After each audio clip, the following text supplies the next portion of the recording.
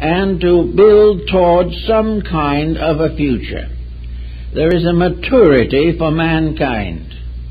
But philosophy today is not much concerned with these problems. It is a series of intellectual squabbles. It is what Voltaire calls learned people throwing three-legged stools at each other's heads. We are not really concerned. A new book comes out to refute an old one. Someone decides a new way of thinking about something, probably never has applied it to himself, but is giving it to the whole world as a new solution to an eternal problem. With all the solutions, the problem goes on. Every time we explore a little deeper, we find a greater need for insights and understanding. And these facilities are not always available. The purpose of philosophy in its basic rule is ethical. How we can live with each other and survive. How we can face the problems of each other. How we can overcome the antagonisms of each other. And how we can build an intellectual cooperative in this strange, mysterious world where everything seems to be organized except humanity. So we try to find some basis for thinking. We know it is not going to be eternal, it's not going to be inevitable. But it must be enough so that we can get together and work out our problems in peace. It must be that the mind and the brain have been given us to use, not to abuse. And the use means that we must apply every faculty that we have to the improvement of our lives and the expansion of our relationships with the universe in which we live. Therefore, out of thinking comes philosophy. And the great philosophical systems of the world are not wrong. Most of them have been developed for a people in a place at a time. But even this does not mean they are not enduringly significant. 50 philosophies of life in the world in its great unfoldment have had the golden rule, almost word for word.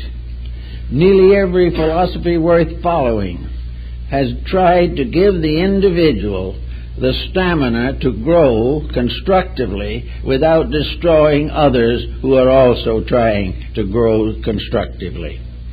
Therefore, philosophy is a harmonizer of beliefs.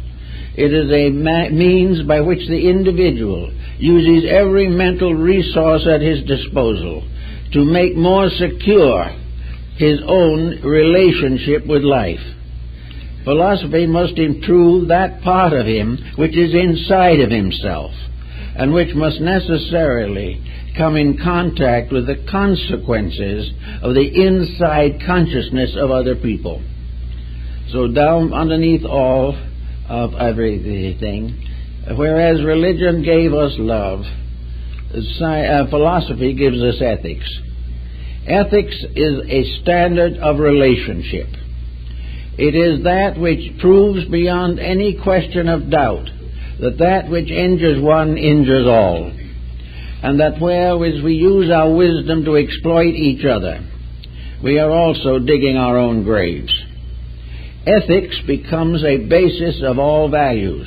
Ethics in business, ethics in science, ethics in advertising, entertainment, amusement, education. All these institutions must be ethically maintained, or else the problem will be lost for all.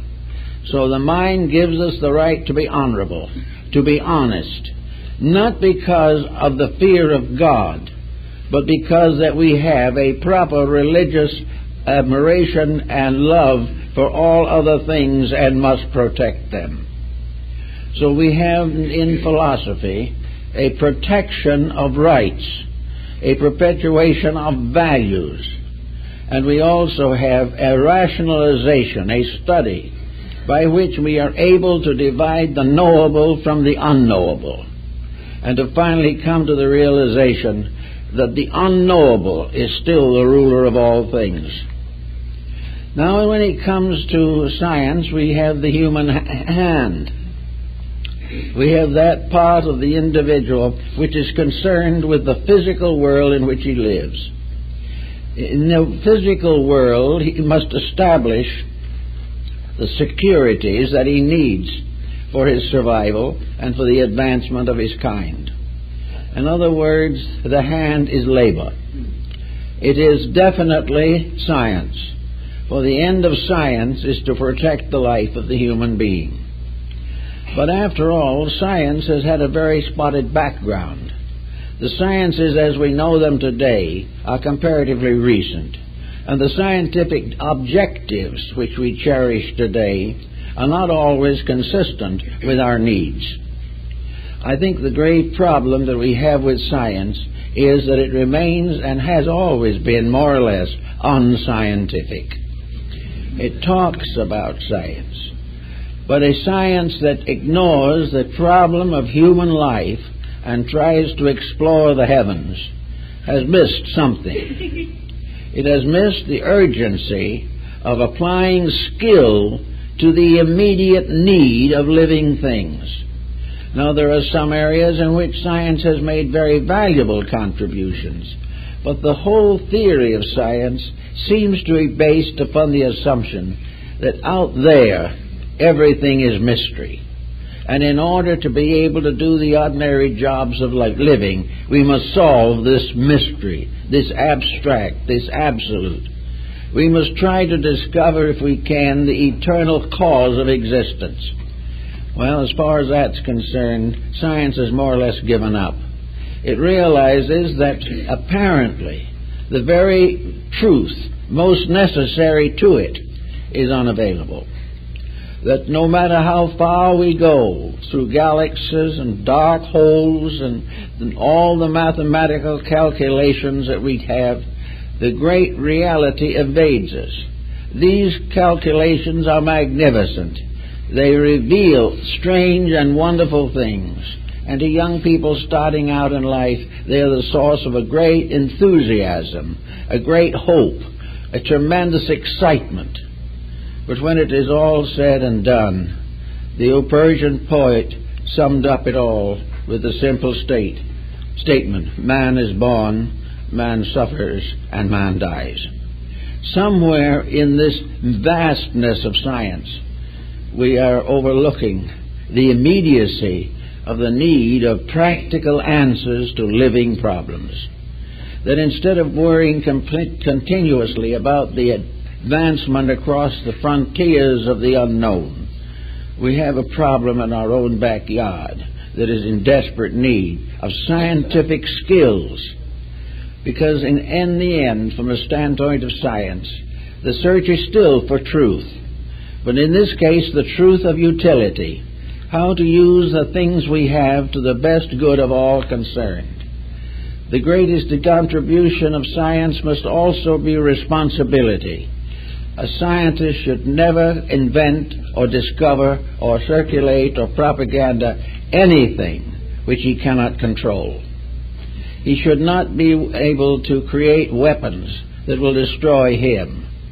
He should not be able to make discoveries which lead to unemployment, to sickness and death, because they are inconsistent with the ethics of living. So science has the practical job, not of relieving everyone of work, but of finding work for everyone. Constructive labor. All labor-saving devices endanger the economy of mankind. Yet today we feel these to be necessary. Why? Because we have departed from the roots and foundations of our forebears. And to make this sound reasonable and to make our feelings less hurt or less endangered, we take it for granted and promulgate the idea that the old things were not very much good. Antiquity was nice while you were in antiquity, but now we've outgrown it. We've outgrown Socrates. We have outgrown Buddha. We have outgrown all of these. We have even outgrown our own Christianity. These things were for little people growing up. But great, big, strong people like today do not need anything like that.